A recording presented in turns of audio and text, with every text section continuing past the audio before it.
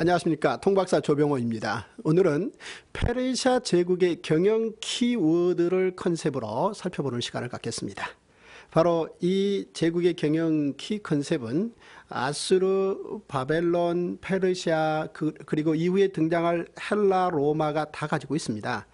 그렇긴 해도 오늘은 이 페르시아 제국의 경영 키워드를 중심으로 이전 바벨론 제국의 경영 키워드 그리고 그 이전 아수르 제국의 경영 키워드를 송두리째 묶어서 간단하게 살펴볼 것이며 뿐만 아니라 이 제국의 경영 키워드는 선지자들의 예언의 말씀과 밀접한 관련성이 있다라는 관점에서도 살펴보는 시간을 갖겠습니다. 먼저 페르시아의 키루스 2세 왕이 바벨론을 점령했습니다. 결단해서 명령했지요. 즉 바벨론 성을 공격해서 그것을 공성전을 통해서 가지겠다라는 명령이 성공을 했습니다. 그렇게 해서 바벨론을 소유하게 됐다면 이제 제국의 왕이 된 키루스 2세는 오히려 공격 명령보다 더 중요한 명령을 내려야만이 소유한 제국을 유지할 수 있는 것이죠. 해서 페르시아 제국의 키루스 2세 왕은 제국 전체에 영향을 미칠 수 있는 통치 명령을 내리게 됩니다. 그것이 다름이 아니고 바벨론 제국이 제국주의 정책으로 말미암아 각 지역의 민족의 엘리트들을 바벨론과 바벨론 인근으로 다 끌어모아서 바벨론의 지방에 있는 바벨론 제국 지방에 있는 모든 사람들의 엘리트들을 바벨론으로 끌어모으는 집중화 정책을 폈다면 오히려 페르시아의 키루스 2세 왕은 이 모든 바벨론이 끌어왔던 각 민족의 인재들을 돌려보내므로 바벨론 제국에서 상대적으로 제국 주변에 있는 모든 나라들을 황폐화시키는 결과를 가져왔다면 그와는 정반대의 정책이 들어있는 통치명령을 내리게 되는 것입니다. 키루스 2세의 이 돌아가라는 각 민족의 유능한 인재들을 돌아가라 라고 명령을 내리는 이 명령은 제국의 이익을 가져오는데 결정적으로 중요한 제국 경영 키 컨셉이었다라고 말씀드릴 수 있습니다. 이전에 아수르 제국도 그렇고 바벨론 제국도 그렇고 지금 페르시아 제국도 그렇고 제국이 꿈꾸는 이익의 핵심은 경제적인 측면이 아주 농후하다고 봐야 됩니다. 사실은 좀 심하게 표현하면 그것이 전부라고 봐도 과언이 아닐 만큼 이 제국을 만드는 자와 제국주의를 유지해가는 자들의 생각 속엔 물질주의, 즉 경제가 그 핵심으로 들어있다는 것이죠. 어떻게 하면 자기들이 지배한 그 민족을 반란을 잠재우고 그들을 노동력화해서 많은 경제적 생산성을 제국을 이끄는 그 민족이 독점할 것인가, 이 부분에 초점이 맞춰져 있는지라 아수르 제국은 예를 들어서 사마리아 성을 파괴를 했습니다. 그리고 난 후 오히려 그 사마리아 성의 인재들을 아수르 근처로 강제 이주시켰고 바벨론을 비롯한 주변에 있는 지역의 또 다른 인재들을 사마리아로 끌어들여서 사마리아를 대체시키므로 반란은 줄이고 경제 성과는 그대로 유지해서 세금을 충분히 걷어갈 수 있는 조건은 만들었었다는 것이죠. 그런가 하면 바벨론이 제국을 만들었을 적에는 예를 들어서 예루살렘 경우를 통해서 볼 수 있듯이 예루살렘 성을 파괴하고 예루살렘 성의 인재들을 바벨론 인근으로 끌어왔다는 것이죠.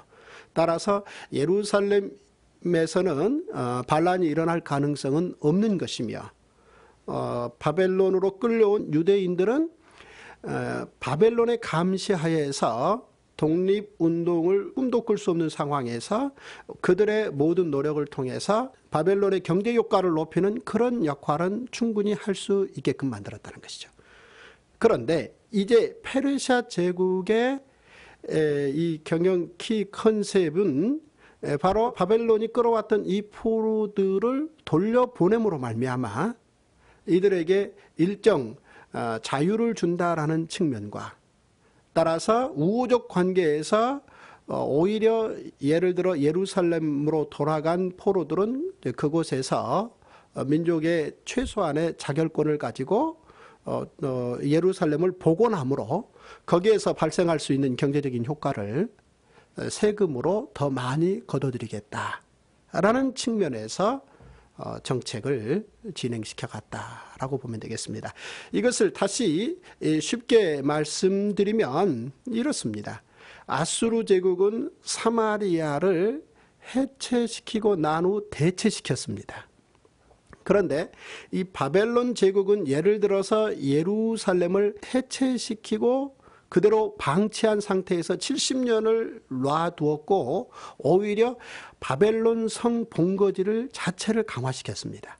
그런데 페르시아 제국의 키루스 2세는 바벨론 성을 해체시킴으로 말미암아 거기에 응집되어 있던 모든 각국의 인재들을 각 지역으로 돌려보냈고 예를 들어서 예루살렘으로 돌아왔고 오히려 70년 동안 바벨론의 제국의 정책에 의해서 해체되었던 예루살렘 성이 바벨론 제국의 본거지인 바벨론 성의 해체로 말미암아 예루살렘 성이 채워지는 보완되어지는 이런 연결고리가 3대 제국의 변동 속에서 이어져 왔다라고 생각하시면 되겠고요.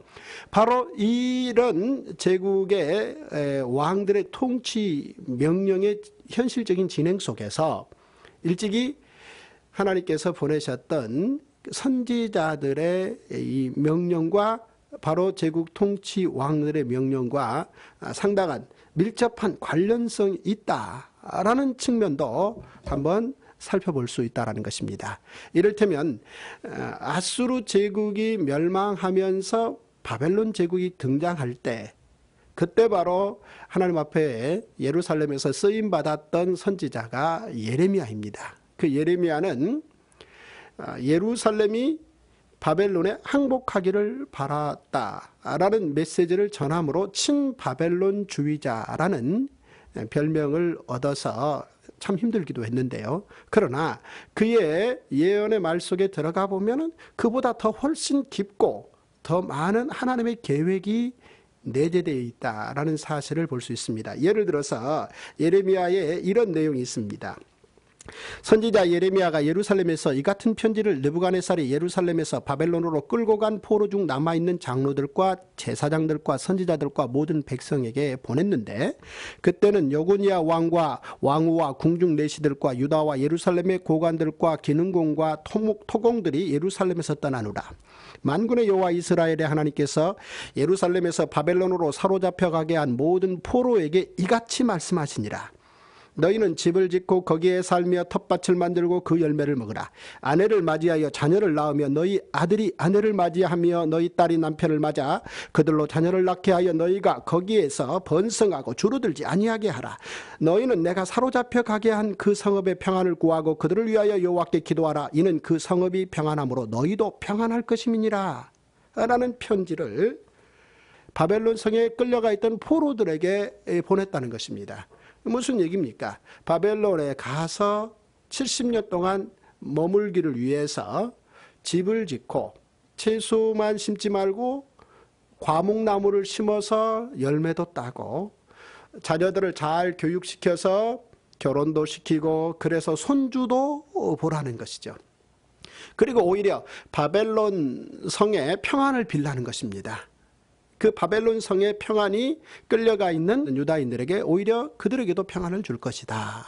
이런 말씀을 했다라는 것입니다.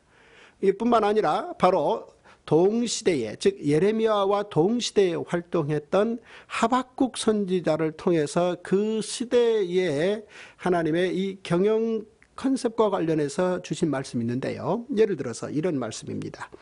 이러므로 율법이 해이하고 정의가 전혀 시행되지 못하오니 이는 악인이 의인을 애워쌌으므로 정의가 굽게 행하여 짐이니이다. 여호와께서 이르시되 너희는 여러 나라를 보고 또 보고 놀라고 또 놀랄지어다. 너희의 생전에 내가 한 가지 일을 행할 것이라. 누가 너희에게 말할지라도 너희가 믿지 아니하리라. 보라, 내가 사납고 성급한 백성 곧 땅이 넓은 곳으로 다니며 자기의 소유가 아닌 거처들을 점령하는 갈대아 사람을 일으켰나니 그들은 두렵고 무서우며 당당함과 위엄이 자기들에게서 나오며 그들의 군마는 표범보다 빠르고 저녁 이리보다 사나우며 그들의 마병은 먼 곳에서부터 빨리 달려오는 마병이라. 마치 먹이를 움키리 하는 독수리의 나름과 같으니라. 하박국의 고민은 예루살렘 유다 사람들이 율법에 대해서 집중하지 못한다는 것이죠. 이 부분에 대해서 하박국이 고민하고 있을 때 하나님께서는 그들의 그런 삶의 방식에 대해서 처벌이 있을 것이라는 겁니다. 문제는 그 처벌의 방법으로 갈대아인, 즉 바벨론 제국이 세워지면서 처벌이 될 거라는 것이죠. 그러면서 이 바벨론 제국의 군대가 어느 만큼 강하냐, 그러니까 이를테면 바벨론 제국의 군마는 표범보다 빠르고 저녁 이리보다 사나우며 그들의 마병은 먼 곳에서부터 달려오는 마병이라. 마치 먹이를 움키려 하는 독수리의 나름 같으니라. 그러니까 사실 그 당시 고대에서 말을 탄 병사들은 아주 전쟁을 획기적으로 수행하는 최고의 군사 무기입니다. 그런데 그 말을 탄 기병이 표범보다 빠르다는 것입니다.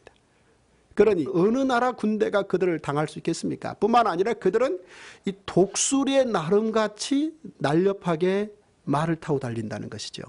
이거는 바벨론 군대의 기마병들을 누구도 세상의 어느 다른 민족도 감당할 수 없다라는 얘기입니다. 이들이 신속히 달려와서 예루살렘과 유다를 처벌할 것이라는 것이죠. 사실 이건 얼마나 이 강대국의 군대 앞에 두려워 떨어야 되는가라는 사실을 이제 보여주는 대목입니다. 바로 이 바벨론 군인들이 예루살렘에 닥쳐서 예루살렘의 유능한 자들을 포로로 끌어갔고 예루살렘 전체를 초토화를 시킨 것입니다. 따라서 바로 이들을 저항하고 무서워하고 이들에 대해서 적개심을 품어야 될 터인데, 오히려 하나님은 예레미야를 통해서 이들의 성읍이 70년간은 적어도 평안하게 유지돼야 된다. 그 평안한 유지가 포로로 끌려간 그들에게도 평안이 될 것이다 라는 이야기를 했다라는 것이죠. 뿐만 아니라 이 바벨론 군인들의 이 날렵한 용맹스러움은 결국은 예루살렘에 저항하고자 하는 모든 저항 세력들을 충분히 무력화시켰다는 것입니다. 따라서 여기에 저항하지 말라는 것이죠. 이런 가운데 이 바벨론의 느부갓네살의 예루살렘 공격과 하박국 선지자와 혹은 예레미야 선지자들의 이 말씀과 상당히 묶여 있다라는 것을 잠정적으로 우리가 살펴보고요. 이제 그럼에도 불구하고 그 바벨론이 70년 만에 페르시아 제국에게 무너졌다는 것이죠.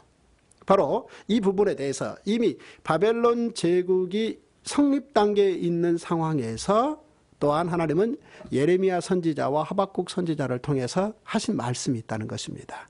그 내용인즉슨 이렇습니다. 먼저 예레미야를 통해서 이런 말씀을 하나님께서 하셨습니다. 이 모든 땅이 폐허가 되어 놀랄 일이 될 것이며 이 민족들은 70년 동안 바벨론의 왕을 섬기리라. 여호와의 말씀이니라. 70년이 끝나면 내가 바벨론의 왕과 그의 나라와 갈대아인의 땅을 그 죄악으로 말미암아 벌하여 영원히 폐허가 되게 하되, 내가 그 땅을 향하여 선언한 바 곧 예레미야가 모든 민족을 향하여 예언하고 이 책에 기록한 나의 모든 말을 그 땅에 임하게 하리라. 이렇게 말씀하셨고요.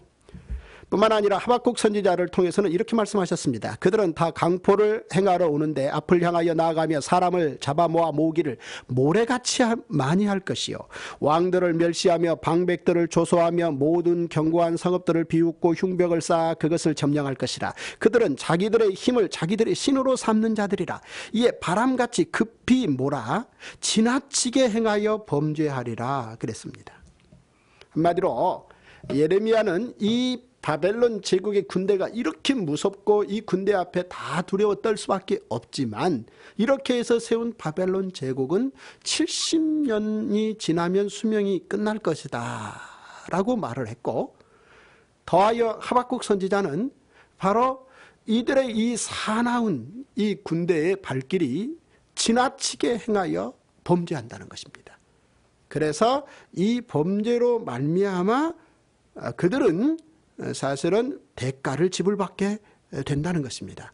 따라서 하박국 선지자는 더 나아가서 어떻게 그 책의 끝을 맺는 거니, 하나님의 공의는 흔들리지 않는 바 오히려 하나님의 경영을 믿고 그 믿음의 기반을 둔 자는 하나님의 공의를 믿는 믿음으로 살아야 된다.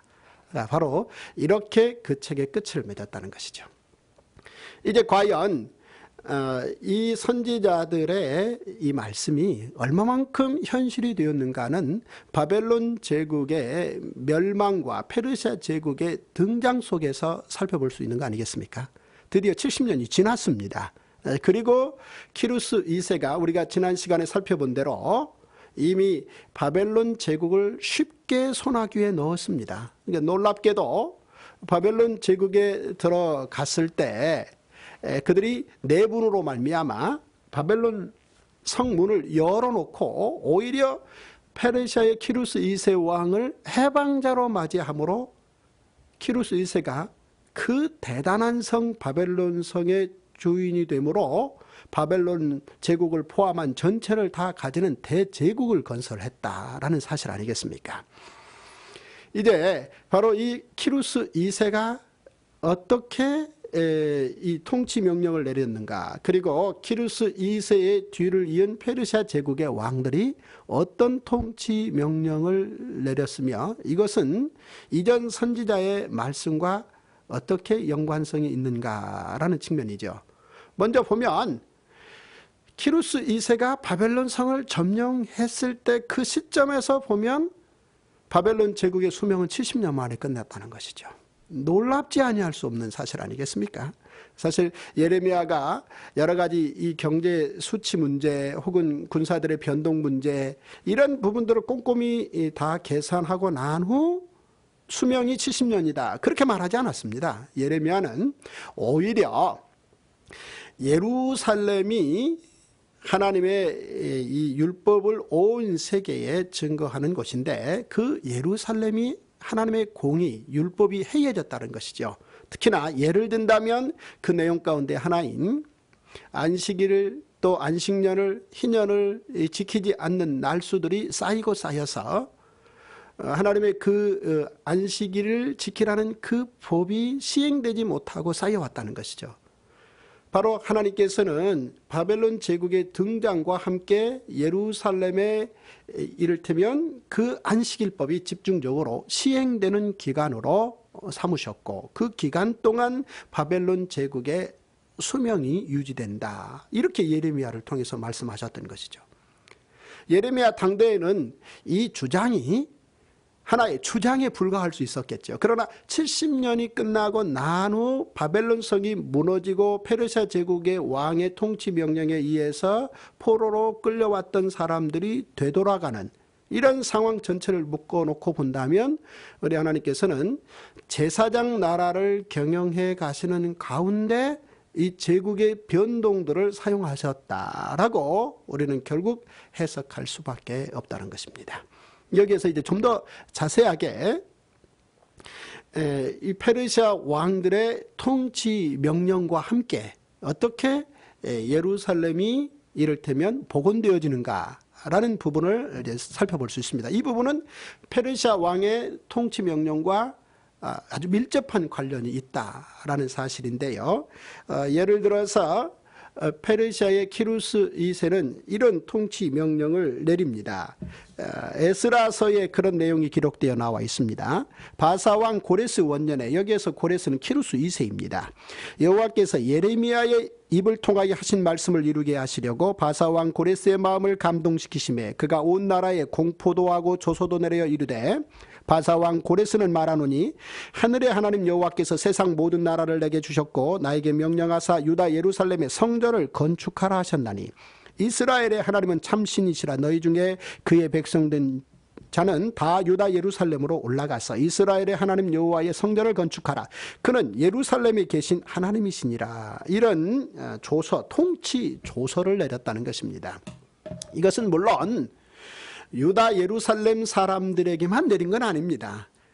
바벨론이 일찍이 여러 민족을 끌어왔는데 그 여러 민족들을 다 돌려보내면서 각자 그들 민족에 맞는 내용으로 통치 명령을 내렸다라고 이해하시면 되고요.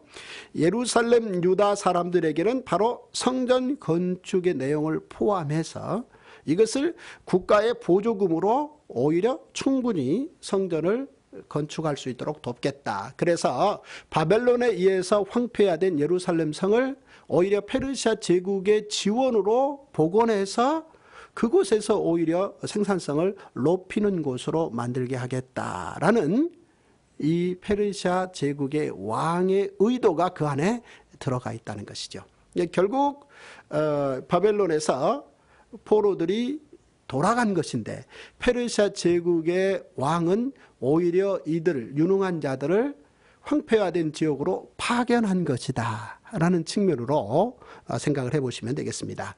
이후 돌아가서 그들이 성전을 건축합니다. 그리고 많은 시간이 지난 후 페르시아의 또 다른 왕 아르타크세르크세스라는 왕이 등장합니다. 우리가 이전 시간에 살폈던 에스더의 남편이었던 크세르크세스의 아들 때의 이야기인데요. 이때 바로 유대인 가운데, 즉 페르시아에 남아있던 유대인 가운데 아주 유능한 에스라와 느헤미야라는 이 두 분이 등장하는데요. 에스라는 학자고 느헤미야는 행정가입니다. 그런데 먼저 에스라라는 사람이 돌아간 이야기가 왕의 통치 명령, 즉 조서의 내용으로 책에 기록된 부분이 있습니다. 한번 살펴보면 이렇습니다. 여호와의 계명의 말씀과 이스라엘에게 주신 율례의 학자요 학자 겸 제사장인 에스라에게 아닥사스다 왕이 내린 조서의 초본은 아래와 같으니라. 모든 왕의 왕 아닥사스다는 하늘의 하나님의 율법의 완전한 학자 겸 제사장 에스라에게 조서를 내리느니 우리나라에 있는 이스라엘 백성과 그들 제사장들과 레위 사람들 중에 예루살렘으로 올라갈 뜻이 있는 자는 누구든지 너와 함께 갈지어다. 에스라여, 너는 내 손에 있는 내 하나님의 지혜를 따라 내 하나님의 율법을 아는 자를 법관과 재판관을 삼아 강 건너편 모든 백성들을 재판하게 하고 그중 알지 못하는 자는 너희가 가르치라. 무릇 내 하나님의 명령과 왕의 명령을 준행하지 아니하는 자는 속히 그 죄를 정하여 혹 죽이거나 귀양 보내거나 가사를 몰수하거나 옥에 가둘지니라 하였더라. 이것이 페르시아 왕이 에스라에게 내린 이 통치 조서입니다. 왕의 명령서인데요. 내용인즉슨 에스라가 예루살렘으로 돌아가서 예루살렘에서 이 법을 시행할 수 있는 책임자의 역할을 감당해라 라는 명령을 내렸다는 것입니다. 지금 우리는 유대인의 입장에서 보면은 1차적으로 키루스 왕의 명령에 의해서 포로들이 한 번 귀환을 했고 바로 이제 이 아닥사스다 왕의 명령에 의해서 2차 포로 귀환인데 페르시아 왕 입장에서는 에스라를 오히려 예루살렘과 사마리아 인근 모든 지역의 법 질서를 확립하기 위한 아주 유능한 이 법 실력을 가진 법의 체계를 갖출 수 있는 사람으로 파견했다는 것이죠. 따라서 가서 예루살렘 유다 백성들에게는 율법을 가르치고 그리고 그 외에 페르시아 그 제국 이를테면 지중해 이 동쪽이죠. 그 지역의 전체에 이 법 집행을 할 수 있는 법치가 통할 수 있는 정도의 수준을 세우겠다는 것이죠. 그리고 이것을 위해서 첫째는 가르치는 것이며 법을 가르치는 것이며 혹은 더 나아가서 그 법 집행 과정에서 발생할 수 있는 그 처벌권까지 주었다는 것입니다. 예를 들어서 혹 죽이거나 혹 귀양 보내거나 가산을 몰수하거나 옥에 가둘지라 이런 전체적인 이 법 집행권을 페르시아 제국의 왕이 에스라에게 통치 명령으로 주었다는 것입니다. 이것은 얼마나 놀라운 일인가라는 사실이죠. 에스라 입장에서는 이런 기회에 하나님의 율법, 모세 율법을 잘 가르쳐서 예루살렘과 유다 지역이 잘 시행될 수 있도록 이끌고 싶은 소망이 있는 것이고, 페르시아의 제국의 왕 입장에서는 그 지역이 이미 종교 문화적인 어떤 삶의 기반을 다졌으니 여기에 법질서가 더 확립된다면 훨씬 제국 통치 기반의 안정성을 가져올 수 있다라는 측면에서 바로 이 페르시아 제국의 명령과 에스라의 귀환과 혹은 파견의 소망은 잘 묶였다라고 살피면 되겠습니다. 바로 에스라가 예루살렘으로 귀환하고 난 후 약 한 20여 년의 시간이 지난 후 느헤미야가 곧바로 다시 귀환을 합니다. 그 내용이 느헤미야 책에 이렇게 기록되어 나옵니다. 왕이 내게 이르시되 그러면 내가 무엇을 원하느냐 하시기로 내가 곧 하늘의 하나님께 묵도하고 왕에게 아뢰되 왕이 만일 좋게 여기시고 종이 왕의 목전에서 은혜를 입었사오면 나를 유다 땅 나의 조상들의 묘실에 있는 성읍에 보내어 그 성을 건축하게 하옵소서 하였는데 그때 왕후도 왕 곁에 앉아 있었더라. 왕이 내게 이르시되 내가 몇 날에 다녀올 길이며 어느 때 돌아오겠느냐 하고 왕이 나를 보내시기를 좋게 여기시기로 내가 기한을 정하고 또 왕에게 아뢰되 왕이 만일 좋게 여기시거든 강서편 총독들에게 내리시는 조서를 내게 주사 그들이 나를 용납하여 유다에 들어가기까지 통과하게 하시고 또 왕의 살림 감독 아삽에게 조서를 내리사 그가 성전에 속한 영문의 문과 성곽과 내가 들어갈 집을 위하여 들보로 쓸 제목을 내게 주게 하소서 하매 내 하나님의 선한 손이 나를 도우심으로 왕이 허락하고 군대 장관과 마병을 보내어 나와 함께 하시기로 내가 강서쪽에 있는 총독들에게 이르러 왕의 조서를 전하였더라 그랬습니다. 이것은 유대인의 입장에서 보면은 세 번째 페르시아에서 예루살렘으로 귀환한 이야기입니다. 그런데 왕 입장에서 보면 페르시아 왕 입장에서 보면 또 한 명의 아주 유능한 제국의 행정가를 예루살렘과 그 인근에 있는 전체 지역을 위해서 목적성을 가지고 파견한 지방화 정책의 일환이었다라고도 볼 수 있는 거 아니겠습니까? 먼저 이 느헤미야라는 사람은 이 제국의 최고의 행정가의 자리에 오른 사람입니다. 왕이 곁에 두고 이를테면 제국 통치를 의논할 수 있는 그 스탑, 최고의 파트너였다라고 볼 수 있겠죠. 바로 이런 느헤미야에게 유다 예루살렘의 총독 자리를 임명해서 보냈다는 것입니다. 그런데 바로 이 느헤미야가 자신이 총독으로 임명되어서 예루살렘으로 가지만 뿐만 아니라 주변에 있는 여러 총독들에게 전체적으로 예루살렘을 좀 더 복원시키고 예루살렘을 좀 더 강화시키는데 오히려 방해하지 말고 돕기를 원하는 이 왕의 조서들을 요청해서 받았다는 것입니다. 그래서 주변에 이 예루살렘 주변에 많은 나라들이 있습니다. 사마리아도 있고 암몬도 있고 아라비아도 있고 블레셋도 있고 그런데 이 주변에 있는 페르시아 제국에서 파견된 여러 총독들과 우호적인 관계에서 예루살렘을 복원하기를 원했다라는 사실입니다. 바로 이 세 번에 걸친 귀환들이 세 번에 걸친 페르시아 제국의 파견이었다. 즉 지방화 정책, 지역을 강화시킴으로 제국의 경제적인 이익과 또 안전성을 갖춘 이 법질서를 갖춘 제국 경영, 이런 측면이 페르시아 제국의 통치자들의 의도된 경영 계획이었다라는 것. 그래서 이게 맞물렸다라는 사실을 보여주지 않습니까?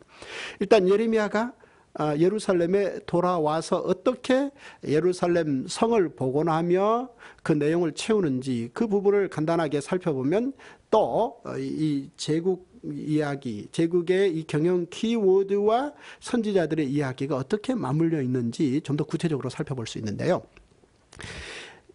느헤미야가 예루살렘에 돌아와서 그가 목적한 것은 예루살렘 성을 복원하는 것입니다. 예루살렘 성은 바로 바벨론 제국의 느부갓네살이 여러 가지 목적으로 다 무너뜨렸습니다.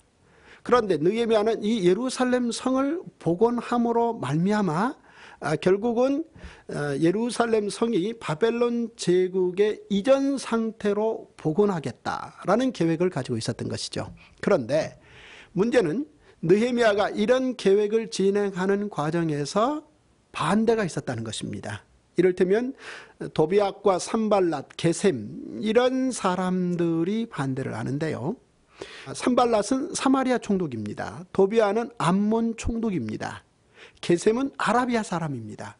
그런데 바로 이렇게 다른 나라, 다른 민족의 총독들이 왜 예루살렘에서 총독 직책을 수행하며 성을 복원하려고 하는 느헤미야의 그 모든 일에 방해를 하냐는 것이죠. 먼저 어쨌든 이 세 사람은 힘을 합해서 느헤미야에게 4번에 걸쳐서 연락을 취합니다. 내용인즉슨 너가 지금 느헤미야 총독, 너가 총독에서 만족하지 않고 유다 왕이 되려고 지금 계획을 세우는 것으로 알고 있다. 바로 왕이 되려고 예루살렘 성을 복원하는 거 아니냐. 왕이 되기 위한 전 단계로 그 작업을 하는 거 아니냐. 따라서 너는 그 일을 하면 안 된다. 따라서 우리 만나자라는 이야기를 하는 것이죠. 그런데 내심 바로 느헤미야가 이들의 이 일종의 협박 이야기에 속아서 가서 만나게 되면 그 만남의 장소에서 이 세 사람은 힘을 합해서 오히려 느헤미야를 암살할 계획을 세우고 있었다는 것이죠. 바로 이때 이제 이런 모든 상황을 눈치채고 있는 느헤미야 입장에서는 나는 바쁘기도 하고 만날 이유도 없다 해서 4번을 거절했는데요. 5번째는 이 산발랏 이 총독이 이 편지를 써서 인비로 해서 그것을 인편에 직접 느헤미야 총독에게 보냅니다. 이 느헤미야 총독이 그걸 열어봤더니 얼마나 자세하게 이를테면 만나서 이야기를 해야 되는지 극비 이야기를 주고받았는지요. 그 극비 편지를 써서 보냈는지요. 그런데 느헤미야가 그들의 그 요청에 대해서도 거절을 하지요. 5번을 다 거절했다고 보면 됩니다. 그렇다면 느헤미야서에 기록된 이 이야기는 왜 이 이야기가 진행되는 것입니까? 즉 한마디로 왜 남의 나라의 민족이 남의 민족이 왕이 되려고 하는 일에 사마리아나 암몬이나 주변 민족들이 왜 방해를 해야 됩니까? 그것은 전체적으로 보면은 페르시아 제국이 그 바탕에 깔려 있었기 때문에 제국이 진행되면 왕은 하나만 있으면 되는 것이며 나머지 모든 민족들은 제국이 임명한 총독이 지배하면 되는 것이지. 즉 총독은 제국의 왕의 대리자 아니겠습니까? 스스로 민족이 나라를 갖는다라는 것은 용납할 수 없다라는 내용이 그 안에 담겨져 있는 거 아니겠습니까? 그런데 느헤미야는 이런 상황 속에서 끊임없이 바로 이 주변 총독들의 방해를 무릅쓰고 52일 만에 결국은 성벽을 재건을 합니다. 재건을 함으로 말미암아 예루살렘 성이 해체된 지 약 한 150년 만에, 즉 바벨론 제국기간 70여 년 그리고 페르시아 제국이 진행되어 왔지만 성벽은 재건되지 못한 상태에서 한 70여 년 더 보내서 150여 년 만에 예루살렘 성이 결국은 중건됩니다. 그러므로 말미암아 예루살렘에 사는 사람들의 삶의 안전 기반이 확보되는 것이죠. 예루살렘이 즉 예루살렘 성이 해발 600고지 위에, 즉 남산 정도 높이 위에 세워진 성이라서 그것은 산속에 있습니다. 따라서 성벽이 둘러쳐져 있지 않다면 그 성 안에 사는 사람들은 이를테면 산짐승의 위협에 시달려야 된다든지 여러 가지, 지금은 성이 어느 성이든 그것이 만리장성까지도 이를테면 관광명소입니다만은 고대에는 성이 삶의 안전망의 가장 획기적인 기반이었다는 것이죠.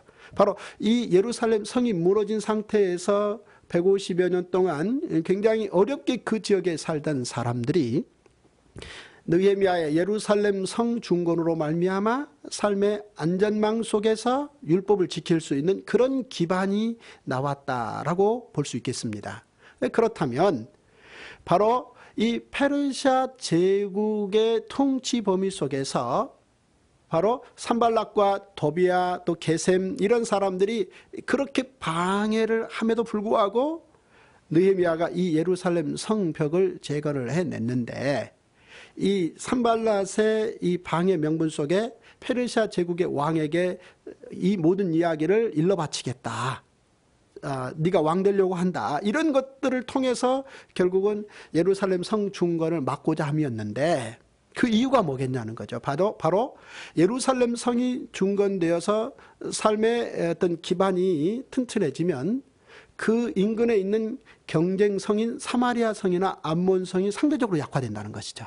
바로 이런 이유 때문에 어떻게 하든 예루살렘 성 중건을 막으려고 했다라는 사실인 것이며, 그러나 또 페르시아 왕 입장에서는 이런 어떤 사마리아 성과 암몬 성과 예루살렘 성 사이에 이 경쟁 구도가 있는 것을 다 알지만서도 느헤미야 같은 그렇게 유능한 자를 보냈다는 얘기는, 느헤미야가 가면 반드시 그 성 중건이 가능하지 않습니까?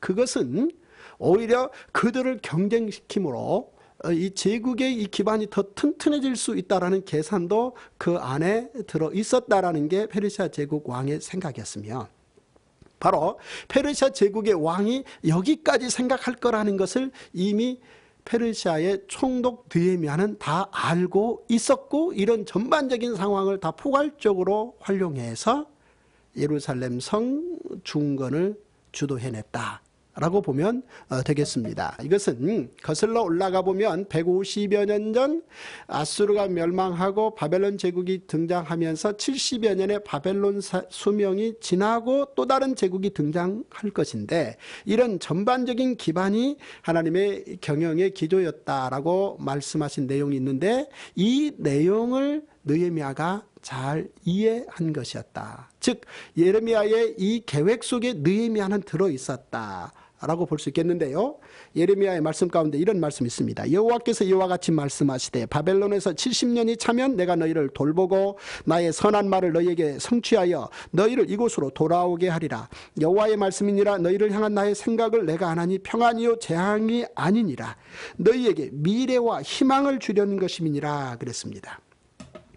즉 미래와 희망을 주겠다. 이것이 이 바벨론 포로 기간에 굉장히 중요한 역사적 의미 있는 기간이었고, 이것이 하나님의 예레미야를 통한 계획이었는데, 이 미래와 희망 속에, 즉 예레미야의 미래와 희망 속에 느헤미야가 들어있었다. 느헤미야는 이 같은 자기 정체성을 가지고 주변에 있는 모든 이 총독들과 또 페르시아 제국의 왕과 이 관계성 속에서 그 모든 문제를 풀어낼 수 있었다 라고 말씀드릴 수 있겠습니다. 오늘 페르시아 제국의 경영 키워드와 그 다음 선지자들의 말씀과 어떤 관련이 있는가를 살펴보았고요. 다음 시간에는 헬라 제국의 시작에 대해서 살펴보는 시간을 갖도록 하겠습니다. 여기까지입니다. 감사합니다.